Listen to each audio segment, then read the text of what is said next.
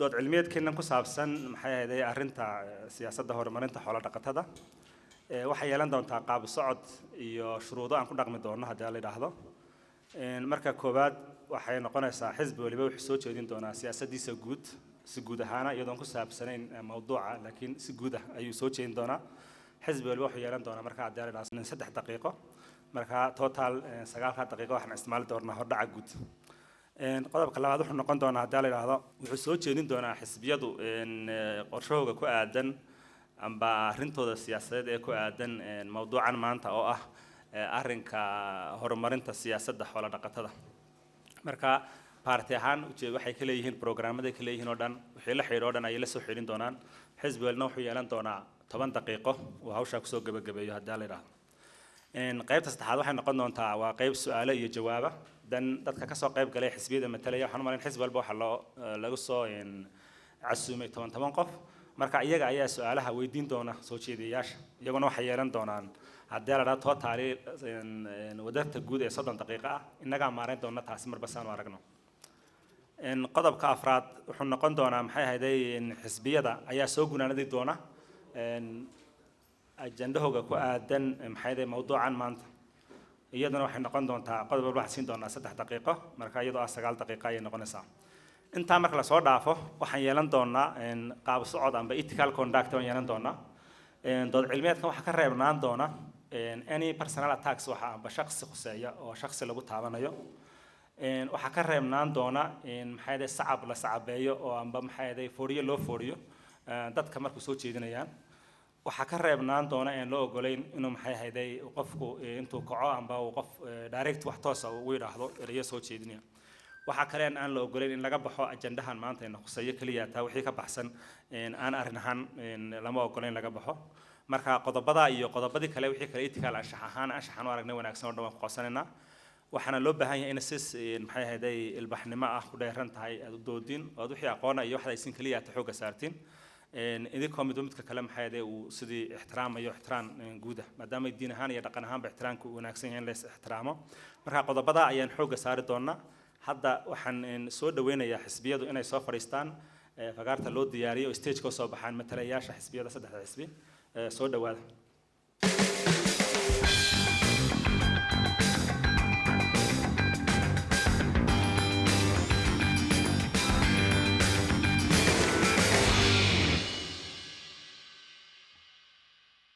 بسم الله الرحمن الرحيم أدبر ما سنتي قام قابياشي dood cilmiyeedkan aad baan ugu mahadnaqayaa waxaan ma isku day u horeeyay ka qayb galo noocan oo kala weeye laakiin hadda nafteeda sida loo qaban qaabiyo anaga waxay nagu ahayd qarbo hadda waxaa tiran xisbiyada waxaa laga marti qaaday dad kala duwan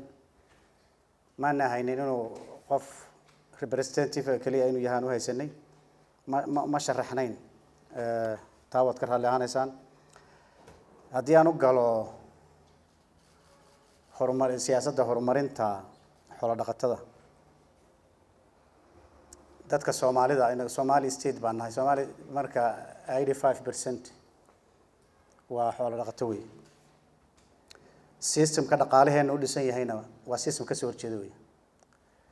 waa systemka dhaqaalaha Itoobiya u dhisan yahay buuraleyda dejisay waxa lagu dejiyay culture kale iyo af kale iyo Abyssinian culture baa lagu dejiyay sababta ay dadka Soomaalida loo horumar lahayn way inagana inta uma daba qaadnay 30 sano ee dawladda Soomaalida jirtayna siyaasad horumarin ah oo roots xididada u dhaadhacaysa dadka Soomaalida oo dhaqaalahooda horumarinaysa ma jiro mayna jirin hadday taas jirto waxay mal lahayd marka horeysa xoolo dhaqatada laga fikir lahaa marka labaadna waxa laga fikir lahaa beeraley marka saddexaadna magaalooyinka laga fikir lahaa ma dadkeen waxa saas u kala badan yihiin xoolo dhaqatada u badan beeraleyda ku xigta magaalada ku xigta laakiin cagsi bay ahayd waxa la sameynayay magaalada la horumarinayay in yar baa beeraha lagu darayay walow 10 iyo 5 sano dumaysa beeraheenu ay dib u noqdeen marka anagu waxaan aaminsanahay hanaanka dhaqaalaha dawladda Soomaaliya u dhisan yahay hanaanka dhaqaalaha dawladda Itoobiya u dhisan yahay inuu yahay mid ka soo horjeeda horumarinta xoolo dhaqatada sababtaasayna victim u yihiin weligood dadka Soomaalida iyo Cafarta iyo xoolo dhaqatada Oromada aba had iyo jeer way ka nolol liitaan sababtoo ah ninka budgetka diyaarinaya ninka maxaa la lahaa long term balaanka diyaarinaya xaafaddu ka soo toosay iyo tuuladii uu ka yimid iyo magaaladii uu ku dhashay fikirkeeda set upkeedu leeyahay kaa unbuu dejinaya waxaad arkaysaa hadda nin beeraley ah oo buuraleyda ku nool oo 200 mitir wax ka yar leh bangigu wuxuu ogol yahay lacag malaayiin oday reer garbaaba oo yaan maalin weydiiyo geelay geela waa imisaan ku yiri sheegi maayo mid u dhow wuxuu todobada u dhaafay 7,000 u dhaafay kaasi 10,000 oo bir kama amahan kara bangiga Ethiopia this Ethiopian financial and development system ka waa sidaa marka waxaan qabnaa anagu in dawladda Soomaalida ama ta Ethiopia la socoto ama yana la soconine horumarinta siyaasadeed ee dhaqan dhaqaale inuu noqdo 80% inuu noqdo reer guraaga kadibna ay sidaa loo soo jajabiyo marka reer guraageenu caafimaadka xaqiisa way ugu liitaan waxbarashada xaqeeda way ugu liitaan marka waxaan aaminsan anaga in loo helo xayawaan xoolahooda in caafimaad loo helo dadkana caafimaad loo helo reer guraaga waxbarasho u gooni oo mobile education liyadan in loo helo dawladaha reer guraaga leh dawladdu ba sidee u taalay dhaqaalaheeda iyo systemkeeda loo dejiyaa dawladaha reer guraaga leh waxay leeyihiin mobile health mobile education rural development borderless development inaga nin baa ku soo fikiray xaafadoodii oo roob ka daayo oo burule oo qabow sidoo u dhigay baan deena waxa la yiri shuuciyiinta cadan baa markii Moscow ka daayo barafku iyo dalaayad bay iyaguna qaataan cadana roob kama doo iska daa baraf marka idinkoo mahadsan waxaan qabnaa anaga jaamacadeena wax kuma soo kordhin xisbigii meeshan ka talin jiray wax kuma soo kordhin wasaaradihii la magacaabayaan wax kuma soo kordhin dadka horumarinta reer miyiga in xoolaha horumarintooda caafimaadkooda iyo suuqgeyntooda wax soo saarka xoolaheena haraga ugu badan baan leenahay hal mishi warshad yar oo muxuu ahaayay simple system oo kabaha lagu sameeyo xataa mali haraga Soomaalida wax ka faa'iideysta mali caanahooda wax ka faa'iideysta mali hilibkooda suuq male meel alla meel loo suuq geeyo ma jirto finance waxay isku laayaan iyaga iyo xuduudkooda waxa ay haray in systemka dhaqaalaha Ethiopia ee muxuu ahaayay development uu ku dhisan yahay inuu creditka uu leeyahay beertu leedahay iyo hantida maguuraanka u dhiganta inay xoolaleedu yeelato oo lagu maalgeliyo muxuu ahaayay ama qaadan karayaan oo mashaariic xoola oo wax soo saar ay sameyn karayaan oo amaah ku qaataan sida beeraleyda iyo dhismaha guryaha loogu qaadanayo xoolaleeyda ugu qaataan anagu sidaas aan qabnaa kolka xoolo dhaqatada Soomaalida dhaqaalahooda soo kaco umka magaalada iyo beeruhuna kor u soo kacaya dadka Soomaalida inay access u helaan dhaqaalaha waxbarashada iyo caafimaadka reer guraagan ka hadlaya boostalays aad baad mahadsantii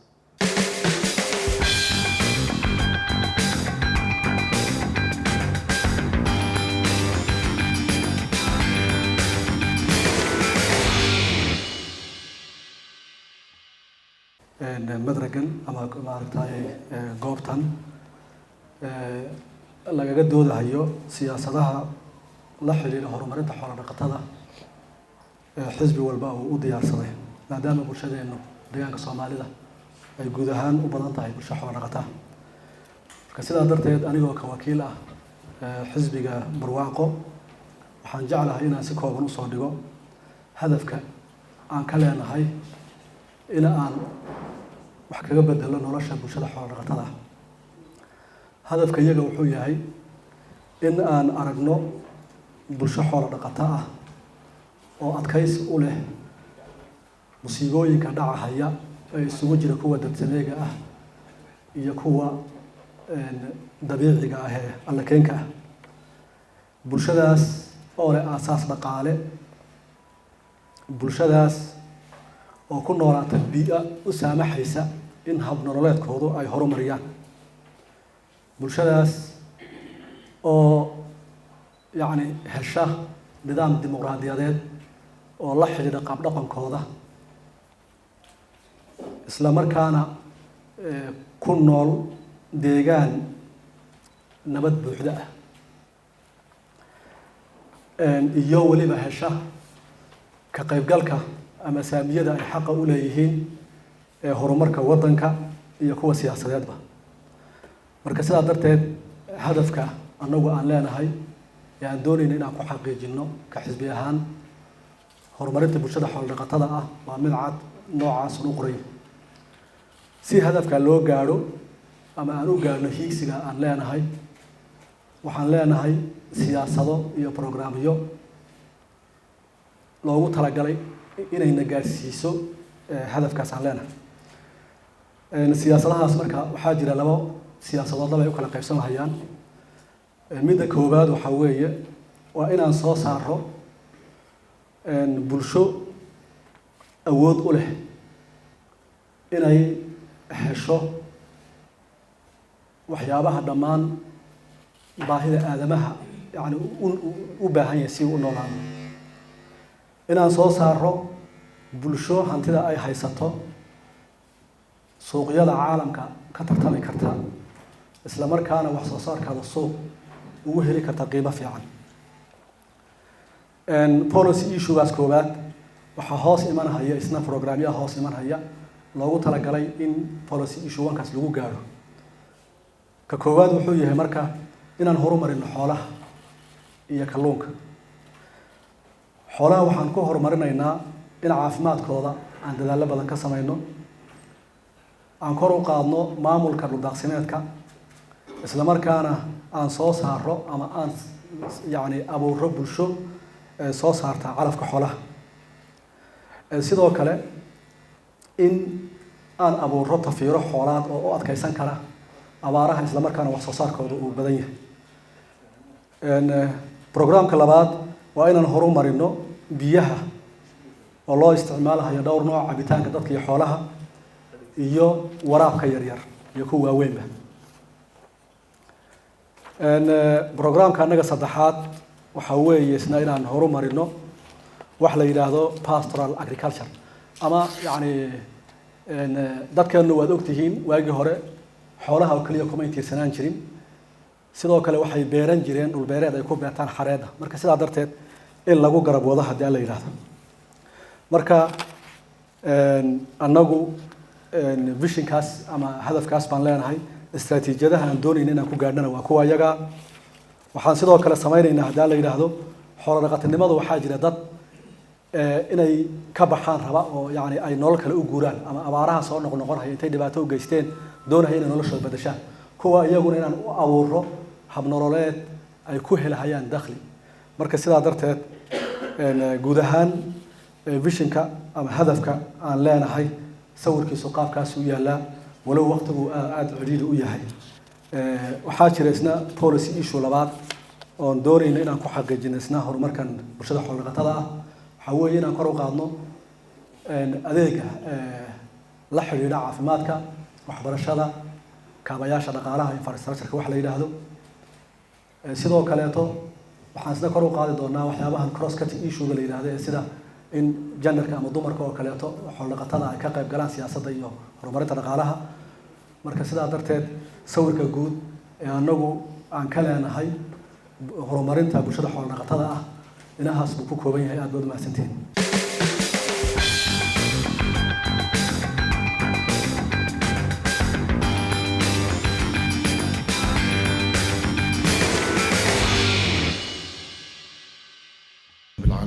صلى الله على نبينا محمد وعلى آله وصحبه أجمعين.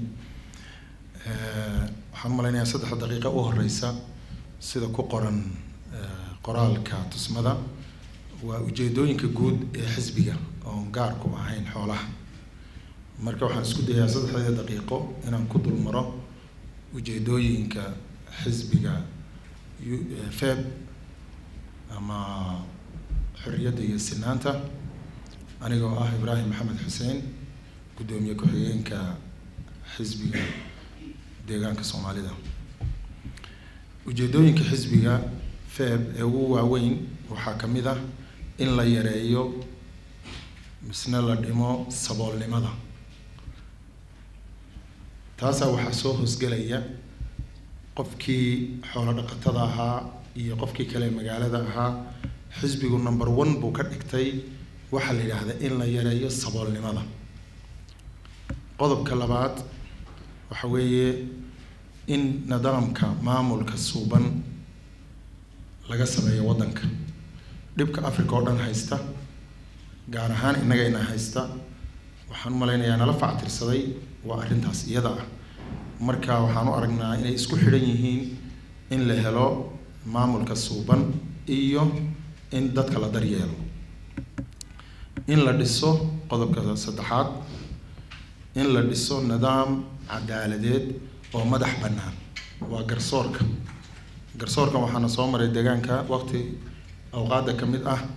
ninka qaadiga la yiraahdo ka dheerna inta ku xukun ka gaabanna inta ku xukun. marka nidaam madax bannaan oo garsoor in la helo. qodobka afraad in la dhiso qodobka shanaad waan jeedaa in la dhiso nidaam federaal dhab ah oo ku salaysan qowmiyadaha. waad ogsoon tihiin maanta dagaalka qalinka iyo qoriga bale ee ka socda Ethiopia kana socon jiray qodobkan uu ku salaysan yahay dad leh wadanku waa hal dawlo hal qowmiyad hal luqo hal diin iyo dad leh maya 8 qowmiyadood kala duwan baan nahay. waxaana ku midaysnaan karnaa inaan kala midaysnaano waxaan ku jiri karnaa inaan kala jirno. marka xisbiga aragtidiisu waa federaalka ku dhisan qowmiyadaha ee qowmiyad walba waxeeda u goonida ah ay leedahay wadankana ay wax guud la wadaagto. aragtida lixaad ee xisbiga waxa weeyaan in la ilaaliyo deegaanka la daryeelo oo la hormariyo lana abuuro deegaan ku habboon nolosha iyo shaqada. waxaan aaminsanahay xoolaha iyo dadkuba inay environment u baahan yihiin lagu noolaan karo laakiin environment haddii la keeno cudurkii uu ka yahay waxa aasaasiga ah runtii waa hawl aad u dhib badan weeye. mar waxa lagu leeyahay shidaal baa halkan ka soo baxay dhibkaas ka dhacay dad baa ku dhintay. hadda xoolaheeni baad ogtihiin oo gaar ahaan geeli dhalay waa wada jiran yahay. marka wixii nafleyda ahaa haddaan loo diyaarin jawi lagu noolaan karo ma shaqaynayso. qodobka kale waxa weeyaan in la dhigo adeeg in laga dhigo adeega aasaasiga ah kuwa muwaadiniinta ay ku helayaan qiimo jaban si ballaaranna u tayaysan. qiimaha markii la jabiyo had iyo jeer dadku waxay helayaan nolol ay kii faqiirka xataa ku noolaan karo. qodobka kale waxa weeyaan in laga dhigo haweenka iyo dhalinyarada kuwa si firfircoon uga qayb qaata horumarka dalka gaar ahaan anaga mujtamaceena Soomaaliga dumarku waad ogtiin meesha kaga qoran yihiin nolosha. wiilka iskuulka loo diraa gabadhana canjeerada u dubaa leeyahay. caruurta yaryarka ana isagoo 16 jir ka yar baa leeyahay kabaha iyo baalash ama ariga raac. marka labadaas qaybood xisbigu wuxuu siinayaa aragti gooni ah. qodobka kale waxa weeyaan in la ilaaliyo xuquuqda caruurta waayeelka dadka laxaadka iyo muwaadiniinta taakulaynta gaarka ah mudan. waxaa la yiraahdaa mujtamaca qaybtan isku filaan karin xisbigu si gooni ah u danaynayaa. qodobka kale waxa weeyaan in laga dhigo dawladda deegaanka mid ay xasilooni iyo nabadgeliyo saldhig u tahay. qodobka u dambeeyana waxa weeyaan in la horumariyo muuqaalka dibadda ee Ethiopia ee caalamka ku leedahay si inagoo wada soconna aan uga faa'iidno caalamka dibadda uguna faa'iidnay. waa mahadsantihiin.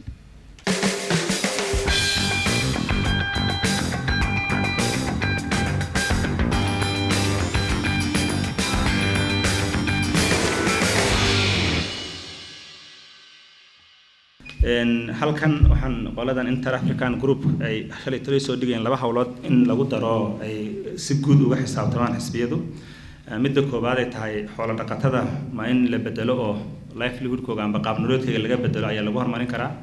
mise qaab nololeedkooda iyadoo la ilaalinayo ayaa lagu horumarin karaa. intaad ka qaadatiin oo labada midkaad inagu taageeraysiin haddana si faahfaahaysiin. ta kale hawshan dhulka la xiriidha dadka xoolo dhaqatadii dhulka ma inay lahaashadooda guud la siiyaba mise waa inay isticmaalayaal noqdaan oo dad dhulka isticmaala oon lahayn laakiin noqdaan labadaa si guud baad ugu wada darsanaysiin hawsha dhulka iyo tan maxay ahaday qaab nololeedka xoolo dhaqatada ah marka waxaan ka bilaabay in maxay DD baan ka bilaabay hadda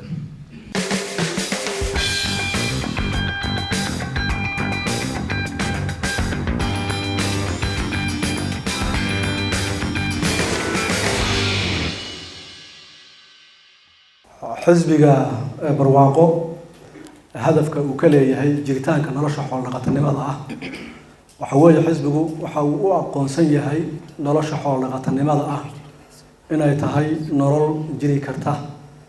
una baahan in la horumariyo dowladihii hore waddanka soo maray nolosha xoolo dhaqatanimada nolol ahaan umaysan arkaynin mid maaragtay socon karta oo la horumarin karo laakiin xisbigan barwaaqo nolosha xoolo dhaqatanimada ah in loo aqoonsado as a way of life yani waa nolol jiri karta wey isla markaana u baahan horumarka ay u baahan tahay in la siiyo laakiin ma aaminsana in nolosha xoolo dhaqatanimada la tirtiro qodobka labaad ee la xiriira dhulka iyo maamulkiisa wuxuu qabaa waddanku hadda waxa uu leeyahay dastuurkaas lahaanshaha dhulka iyo qaabka uu noqonayo nidaam buu ugu qeexan yahay marka sidaa darteed intii daraasaad la sameeyo iyadoo oon bulshada xoolo dhaqatada ah iyo midda beeralayda aysan isku mid noqonaynin qaab ku habboon in ay xoolahooda ku noolaadaan qaab bulshada xoolo dhaqatada ah ka ugu wanaagsan ee ay iyagu u maamulan karaan dhulka in shuruuc loogu soo saaro iyada oo iyaga lala tashanayo laga qaybgelinayo wax laga weydiinayo marka sidaa darteed dhanka dhulkana hadafkaas buu ka qabaa haddii dastuuriyan ay noqoto in wax laga bedelo in aan la isku qabanaynin dhulka magaalada midka beeralayda iyo midka xoolo dhaqatada mid walba sidiisa loo wajahayo isagoo bulshada lala tashanayo qaabka dhulka loo manaafacadsanayo marka sidaa darteed labadaa qodob xisbigan barwaaqo sidaas buu ka aaminsan yahay in nolosha xoolo dhaqatanimada ay tahay nolol jiri karta una baahan in la horumariyo dhulka maamulka siyaasadda dhulkana in ay bulshadu tashi iyada xaggeeda ka yimid iyo qaabka ugu habboon shuruucihii iyo bayaanadii intii lagu soo saaray markaa kadib la dhaqangeliyo marka sidaa darteed nolosha xoolo dhaqatanimada ah saan horey usoo sheegaybaa dowladihii hore ee soo maray dalkan uma aysan aqoonsanayn nolol jiri karta waxay u aqoonsanaayeen areada dadka xoolo dhaqatada ay degan yihiin laba arrimood oo keliya in lagu ilaaliyo waddanka oo xuduudkiisa lagu ilaaliyo ciidamada la dejiyo maadaama xoolo dhaqatadu inta badan ay ku teedsan tahay markaad doorto xadadka aan la wadaagno wadamada kale si guudba iyadoon ahayn deegaanka soomaalida keliya qodobka labaad ay u aaminsanaayeen wuxuu ahaa in canshuur lagu urursado oo xoolahooda canshuur laga qaado bas labadaa qodob may dowladii hore u isticmaali jireen waxaa jiray marka isku dayo soo bilowday intii hadda isbedelku dhacay in aragtiyaha noocaas oo kale ah ee gaar ahaan ay qabaan dadka bulshooyinka aan waddanka wadaagno in wax laga bedelo marka guud ahaan waxaa la daraasaad dhaba uu ka sameeyey xisbigan xoolo dhaqatada ku dhaqan dalkeena Ethiopia baaxad ahaan intay dhan tahay dhulkay degan tahay waase resource-gaas sidee buu muhiim ugu yahay jiritaanka noloshooda iyo kor u qaadida dakhliga waddanka guud ahaan deegaamada xoolo dhaqatada ee waddankeena Ethiopia waxaa kamid ah deegaanka Soomaalida guud ahaantii waxaa la oran karaa waa bulsho xoolo dhaqataa deegaanka Canfartana sidoo kale Oromiya 42 degmo ka xoolo dhaqato shucuubta koonfureed waxaa ka 12 marka dadkaas dad waxay ahaayeen aan siyaas ahaan iyo dhaqaale ahaan horumaradii waddanka ka soo jiray aan qayb ka qaadanin laakiin la xaqire bay ahaayeen marka sidaa darteed siyaasadda horumarinta xoolo dhaqatada ee hadda la soo saaray waxa weeye siyaasad aasaaskeedu uu yahay in nolosha bulshada xoolo dhaqatada ay tahay nolol jiri karta isla markaana haddii hantidooda iyo qaab nololeedkooda la hormariyo ay naf ahaantoodana wax badan iska bedeli karaan dhaqaalaha waddankana ay wax badan ku biirin karaan. Policy-gan marka tababaro badan baa laga qabtay oo ku saabsan yacni in laga qayb qaato. Bulshada Soomaalidu aad bay uga qayb qaadatay, aqoon-yahanka ka qayb qaatay. wuxuu marahayaa hadda final stage-kii buu marahayaa, heer waddan ahaan waa lagu ansixiyey. Marka in deegaan walba isna isagoo eegahayo qaabku u yaallo oo wax ku dari karo ka dhimi karaba yaa maartay yaa inoo taala. Marka sidaa darteed waxaan oran karaa waa siyaasad horumarinta xoolo dhaqatada ah oo run ahaantii aasaas u noqon karta axsaabta kala duwan xitaa la isticmaali karo. Ma aha wax yani tool gaar ah oo dad gaar ay ku adeeganayaan ma aha,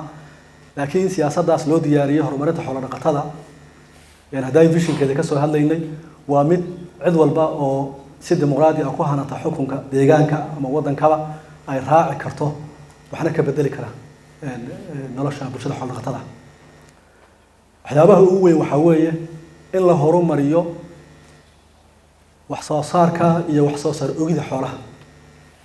yacni markaan leenahay in la horumariyo wax soo saarka iyo wax soo saar ogida xoolaha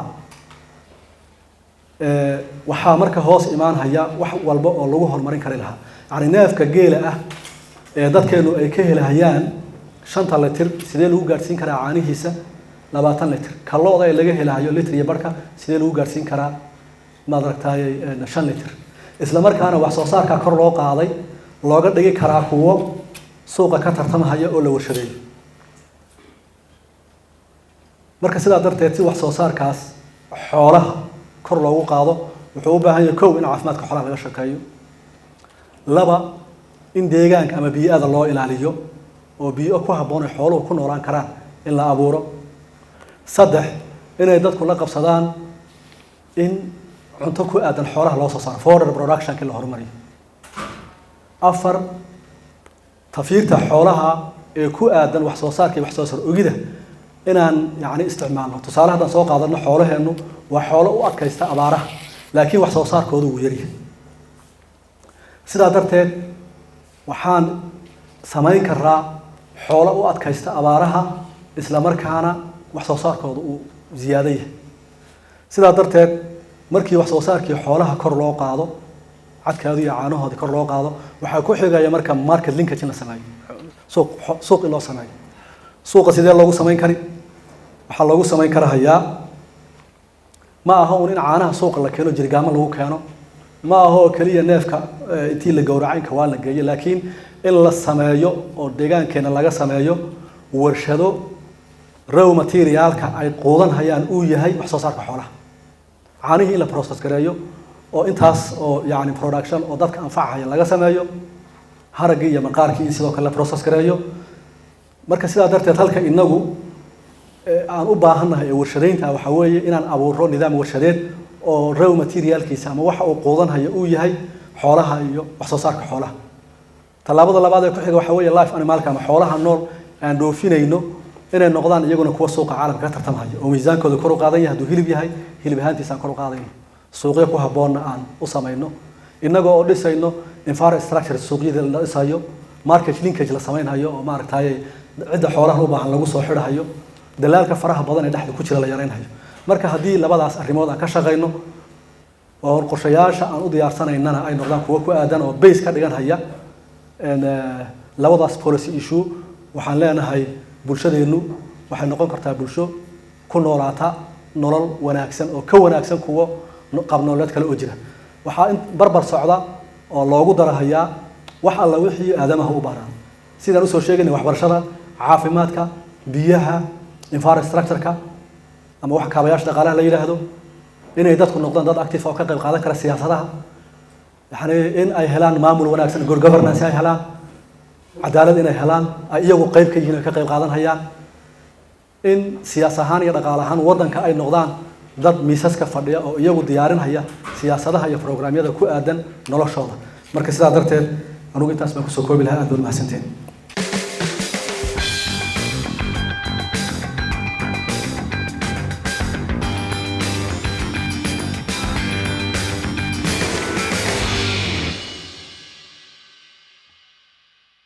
siyaasadda horumarinta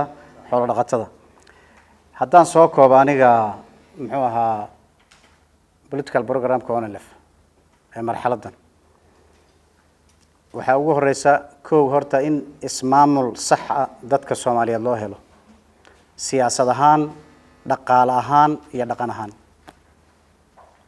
inta inayna haysanin baan qabnaa labo dawlad buuxisa himilada dadka Soomaalida ee dhaqan dhaqaale adeegyadeena kala duwan dawladeenu inayna buuxinin baan qabnaa marka dawlad ismaamulka maamusha oo buuxisa himilada dadka Soomaalidu ay kala yihiin dawladnimada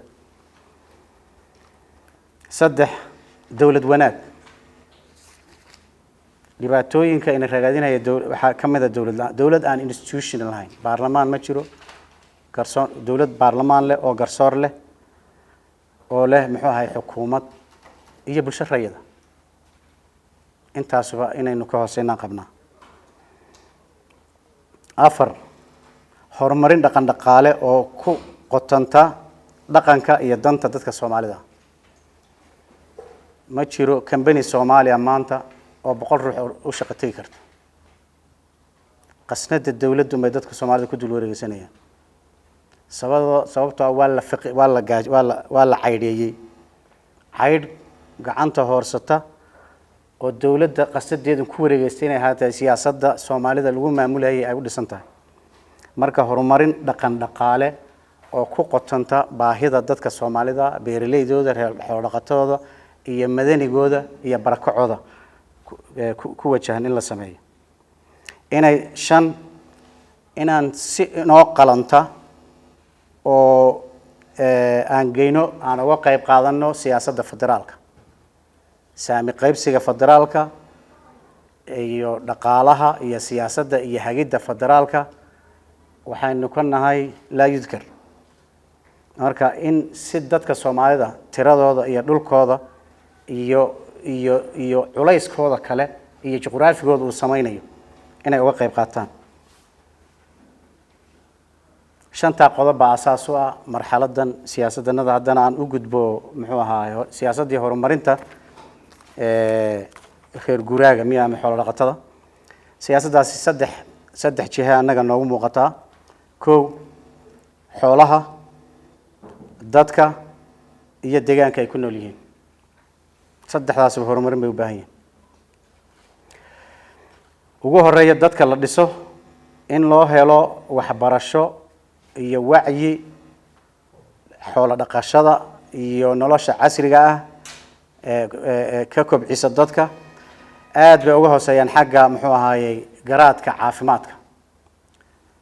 access caafimaadna ma helaan sidoo kale waxbarashada marka in la helo waxbarasho iyo caafimaad iyo horumarin kale oo biyaha iyo xataa ganacsigooda ku qotanta oo reer guuraaga ku wajahan tusaale hadda idin soo qaadaya siyaasadda sida inooga maqan tahay waddo laga dhisayaan arkay maalin dhaweyd garbi iyo dhanaan dhexdooda xooluhu ma markan dadkaan mari karin xoolaha iska day buurtaasi leegta yaa loo samaynayaa saddex ruux oo gaari raacaysa miyaa oo garbi iyo dhanaan u kala socoto bas reer guuraag laguma fikirayo xataa awrka hore ka dambe maxaa isaan qaadkiisu leeyahay soo maaha siyaasigeena marxaladan ama shirkadaheena maanta xataa waxay u fikiri oo sidii macallinkooda u fikiray wadadu buur bay la eg tahay noofka xoolaha ma kori karo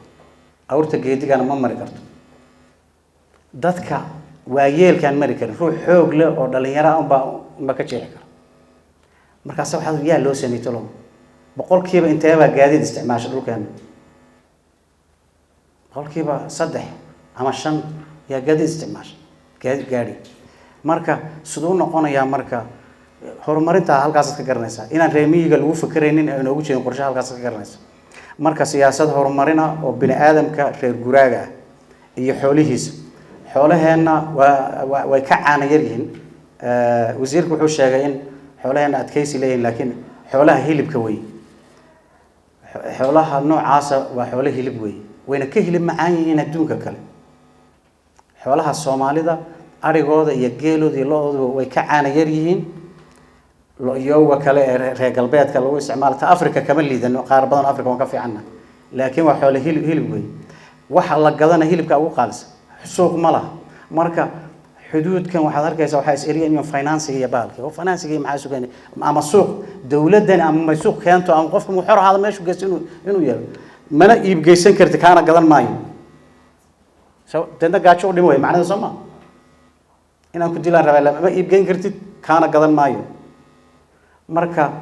siyaasaddaas ya xoolaheena lagu dhaqaa caanaha ay soo saaraan iyo subaga ay soo saaraan iyo haragooda kaliya haragga ugu fiican bay leeyihiin haragga ugu fiican bay xoolaheenu leeyihiin iyo hilibka ugu fiican caanaha waa laga badiyaa caanahana waa la tarmin karayaa inta inagu ka helo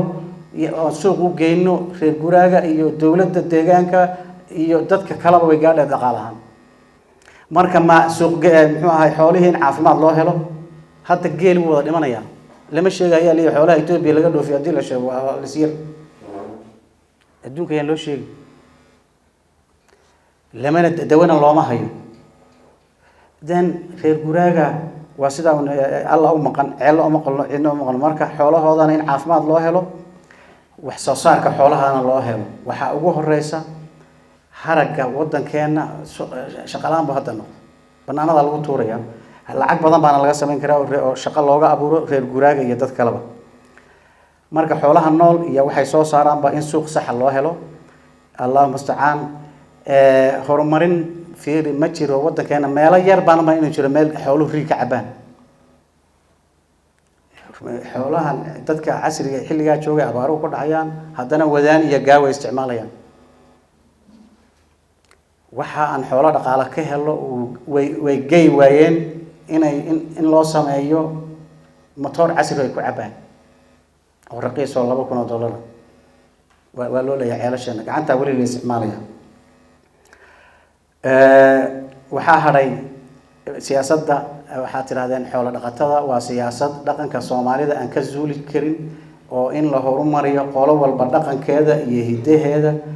way ku faantaa dadku way ka soo guuri karaan waa inay xor noqdaan oo iyagu ikhtiyaar kala noqdaan inay xoolo dhaqato noqon inay beeraley noqon iyo inay magaalo noqon ha yeeshee siyaasadda dhaqaale nolol dhaqan dhaqaale oo la tirtiri kara ma waa nolol dhaqan dhaqaale oo reer guraa oo dadka Soomaaliyeed ee geeska Afrika ku nool 85% ay ku dhisan yihiin marka qofka Soomaaliga samaysikiisa ay kamid tahay tirtirid bay noqonaysaa hadii la diro siyaasadda xoolo dhaqatinimada dadka Soomaalida waxaa timid dhulkana iyaga iska leh waxaan qabaa habka ay u leeyihiin aad uma casriyeysna laakiin dhulka sida xoolo dhaqatada u leeyihiin markii ha ka duwanaata hadii la rabo ruuxa xoolo beeraleyda 4 mitir uu leeyahay sida loola dhaqmay laakiin lahaanshaha dhulka dadka iska leh ee xoolaha ku raacda ee manaafacadsada muxuu ahaayay ku nool ee ka fakara interaction ka la sameeyo dadkaas iska leh marka inay hanaan cusub loo sameeyo u baahan tahay waxa ay haray horumarinta bay'ada totally waan ka soo horjeednaa magaalada Jigjiga inaan bacda iyo wasaqda ka ilaalin hadda marka duurku u baxaan waxaan fiiriyaa wadada hareeraheeda wax bac ku maran iyo wax xaagad baash maamul xoorka loo bixiyay waliin bacahum ad ku turtaan waxa la yiraahdaa caagada umad ku turtaan jidka qolada maamulka marka waxa loo yaqaanaa baashan biyaha laga cabo maamul xoor soo intuu saas u tuuray asagii madaxda ka haba marka geel waayeelkiisa durduriyay aarankiisuna waa inuu ka badiyo bay'ada lama ilaaliyo TV-ga waxba loogama sheego siyaasad iyo propaganda baa laga daldalaa idaacadda waxba loogama sheego bay'ada ilaaliya lama yiraahdo riwaayada iyo filimo lagama soo saaro dadka lama baraarujiyo dhirto iyo inaan ku noolahay ciidan dadka wacyigooda lama dhiso marka dawladda wacyiga dadka ma dhisay malaha keedaan dhisnayn marka qof dhisan baa wax dhisi karay halka waxaan qabaa bay'ada waan ku liidanaa kulligeen baana leh haddana inaan dib ugu noqono weeye oo siyaasad bay'ada ilaalinaysa dadkana ku baraarujista faa'iidada bay'adu leedahay in la diyaariyo aad baa mahadsantahay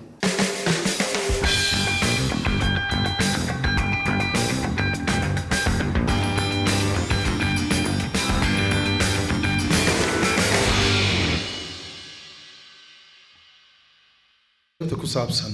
aragtida xisbiga ku saabsan dhinaca horumarinta reer miyiga. horta dukumentigaas xisbigu ka diyaariyey waa dukumenti dhammaystiran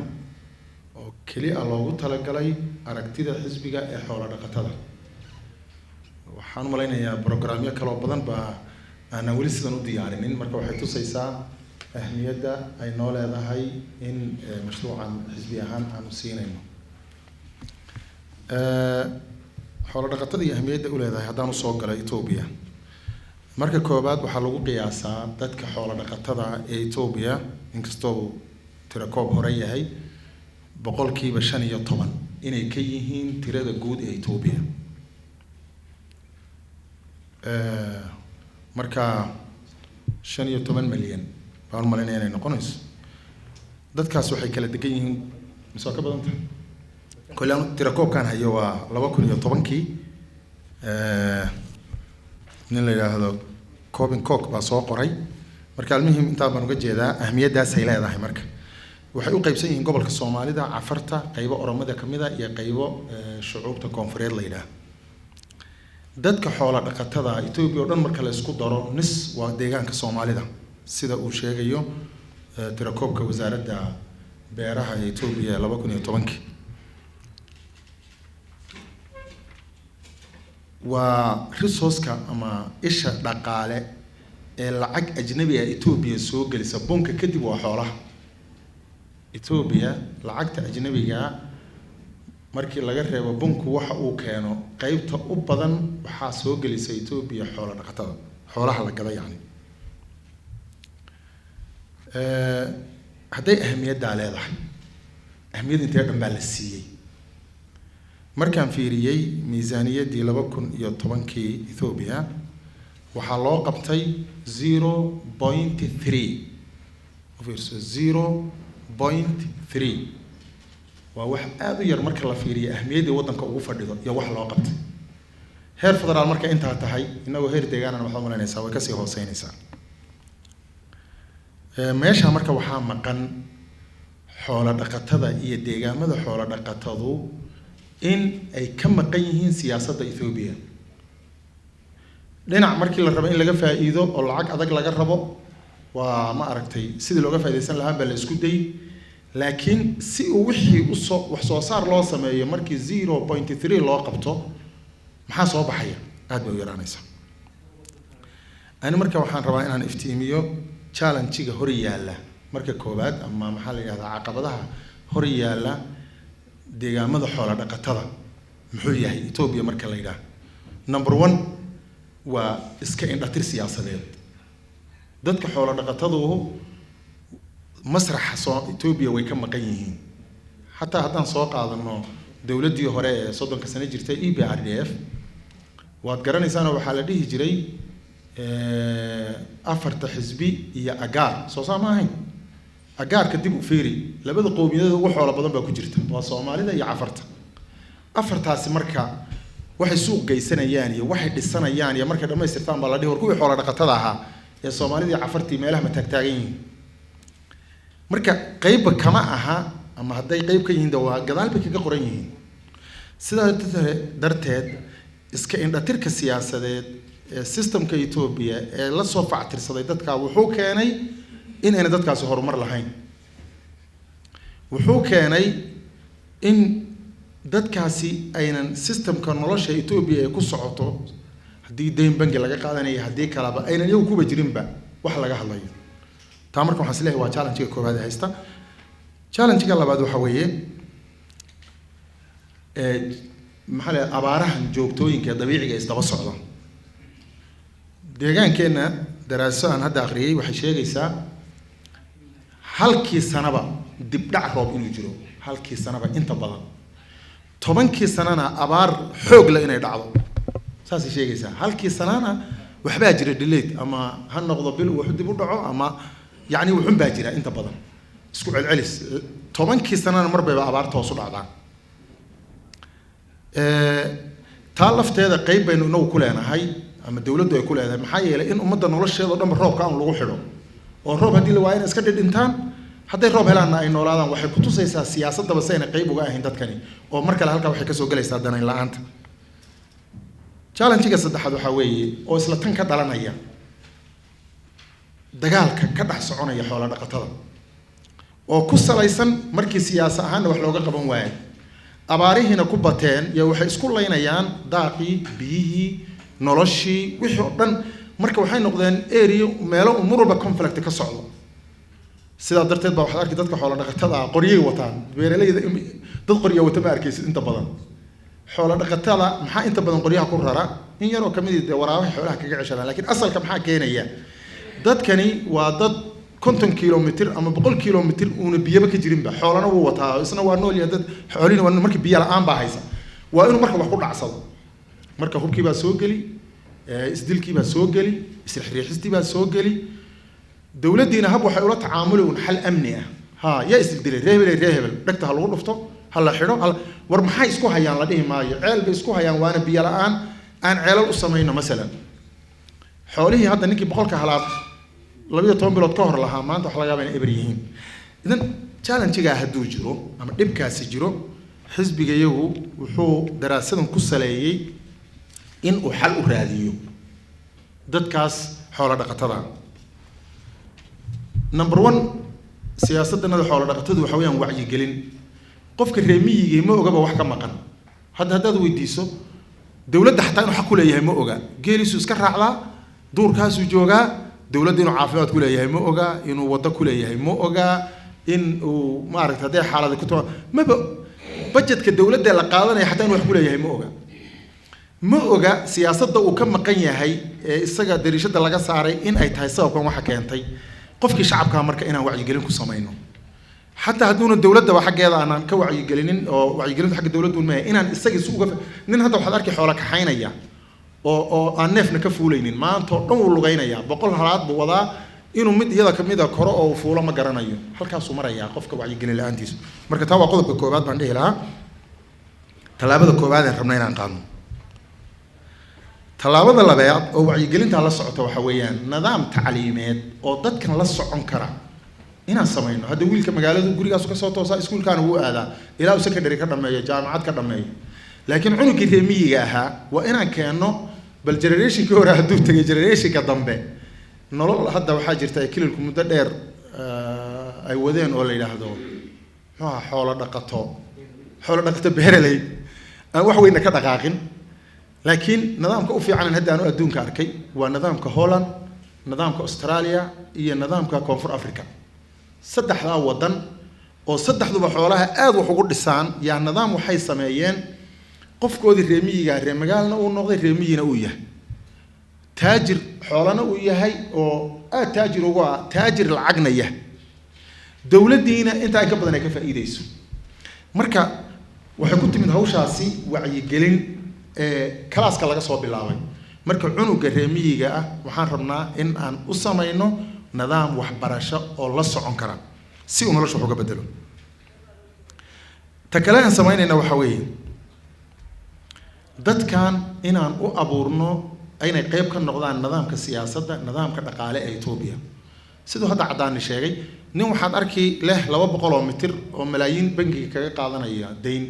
oo ama dulo yar uga dhisan yahay hal dibina ugu xidhan yahay beer yarna leh oo ama gobolka Oromada ama Amxaarada ama meesha doonaa noqdo annagana ninkii boqolka halaad lahaa wuu lugaynaya qorshe marka waxaanu diyaarinay la yiraahdo 11ka ha naga basi qaataan xisbiga xaakimku haday hadda fulinayaan waa farxi lahaa naga sii koobiyay nooga horeeya 11ka gobol inaan 11 seero u sameeyno oo xoolaha jarka ah nin walba meeshu haysta dawladdu kaga la wareegto hadduu wan yahay hadduu orgi yahay iyo hadduu riti yahayba kaashkiisana dawladdu bixiso dawladdu iyadu xoolaha ay dhaqato dar yeesho kadibna ay dollar dibadda kaga gadato oo xoolahan xuduudda iska marahaya kii reemiyiga ahna ku rafaadayo lana dhahayo suuqba male ama lagaba qaadanayo intaan ka badayno nidaamkaas 11ka gobol nin walba xarunta u dhow geyn waa xarun wax walba lagu diyaariyay xoolaha la wareegi dawladdu kadibna iyada suuqyada dawladda u suuq geysani laakiin miskiinka hadii la yiraahdo ka waran qarri qood jooga hargeysa neefkaaga geyso oo muxuu ku geysanba dhaxduba ku dhimanaya markuu geeyana waxa la dhigi suuq ma lahe aan ka fasaxno si uu joogo hargeysa soo kabalaana soo noqon waxay kamid tahay marka inaan ku darno nolosha dadka siya dhaqaalaha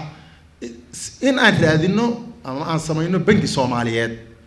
oo keena qorshe dadka reer miyiga lacag lagu deyniyo ma aha bangi Ethiopia inaan wax ka sugno hadda waxaan naga dhex furan bangiga Oromia bangiga Dhabuub waa qowmiyad annaga waa inaan furno bangiga Soomaalida waxaan idin xasuusinayaa 3 bilood oo madaxweyne Mustafa la taliya ahaa waxaan isla diyaarinay bangi Soomaaliyeed oo dawladdu sheerka inta badan leedahay shacabkuna sheer ka samaystaan muhiimadiisuna tahay inuu maal geliyo dadka Soomaaliyeed aan samayno wuu socday marba magac buu qaatay aan markaan ka tagay isagoo Shabeelle bangi leeyahay ay ugu dambeysay hadda waxa la yiri microfinance waxba lagu wareejiyay adu mashruuc ma aqaan meel ugu dambeeyay waa mashruuc suuroobi kara marka inaan qofkeena reemiyiga nidaam lacag ku siinaa diyaarino qodobka kale inuu talaabadan qaadayna waxa kamid ah inaan la dagaalano nidaamkan abaaraha waxaan idin sheegayaa wadanka South Africa aragteen ee barwaaqada ceelka biyaha hoostiisa waa ku yaryahay waa wada biyo xidheeno intiisa badan